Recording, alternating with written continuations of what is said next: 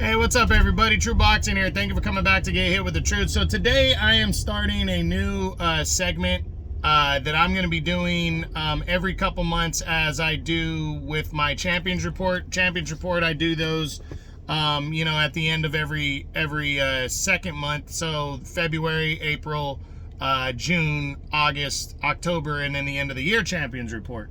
But this one is going to be done at the end of, January, March, May, July, the odd months. It's going to be at the end of every odd month, as we basically are going to look at the top 5 guys in each division from 122 to 118 and let you know what the top 5 is now, if it's been updated, and what they got going on. So this is on this is the top 5 in the 122-pound super bantamweight division. It's just basically news on what these guys got going on from 5 to 1.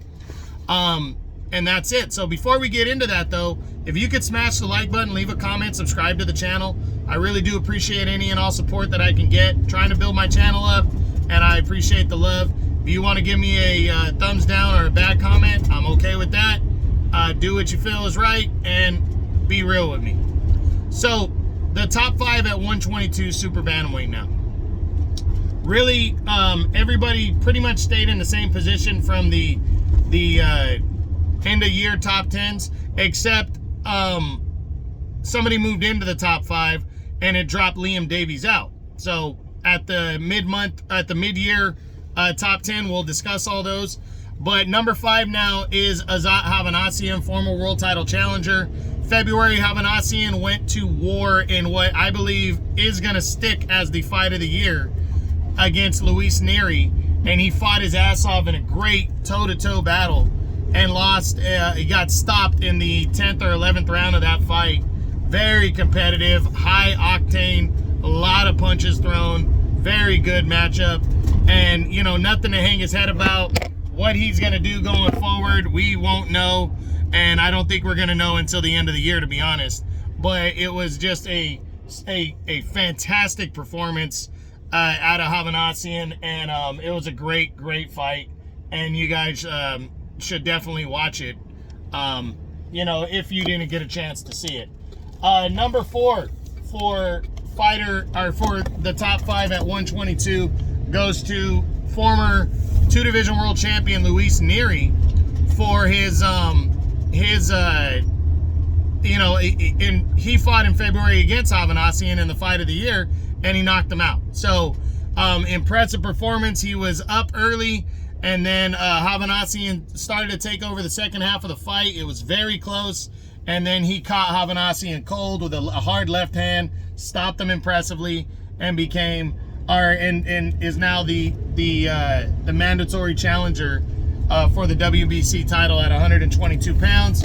I think he has a solid shot to land the winner of Stephen Fulton Jr. and Naoya Inoue, who are competing later in the year. We'll talk about that in a minute.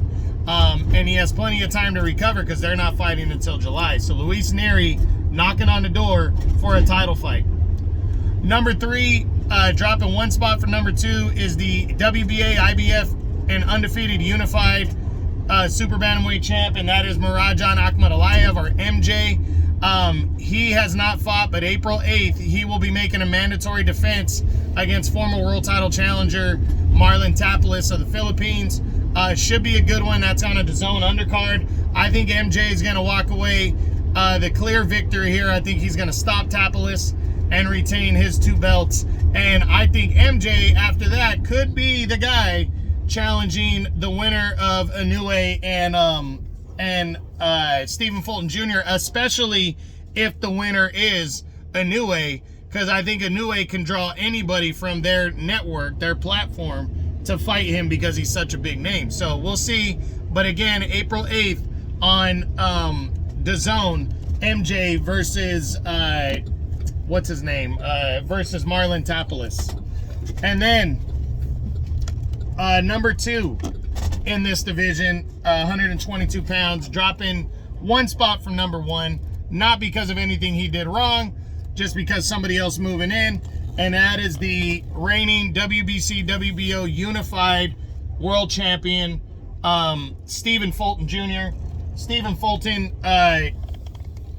is going to be returning on July 25th in the biggest fight of his career when he gets Naoya Inoue in the ring for the unified title. He's going to Japan to fight him. He's going over to ESPN to fight him. Al Heyman gave him the nod, and this also includes Inoue. We might as well just talk about him being the new number one at 122. Some people might have a problem with that. The reason being is he gave up all his belts, so even though he hasn't fought at 122 yet, he gave up all his world titles at 118 to move up in this division. So he is officially, to me, in the division.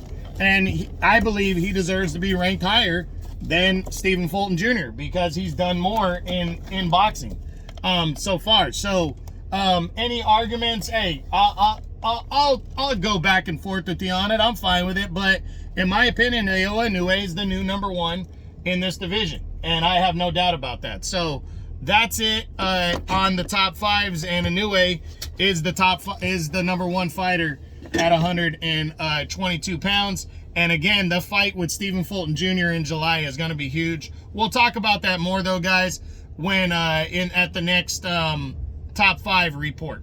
So hope you guys enjoyed this. This was a top five at 122 pounds super bantamweight. This is True Boxing. You've been hit with the truth.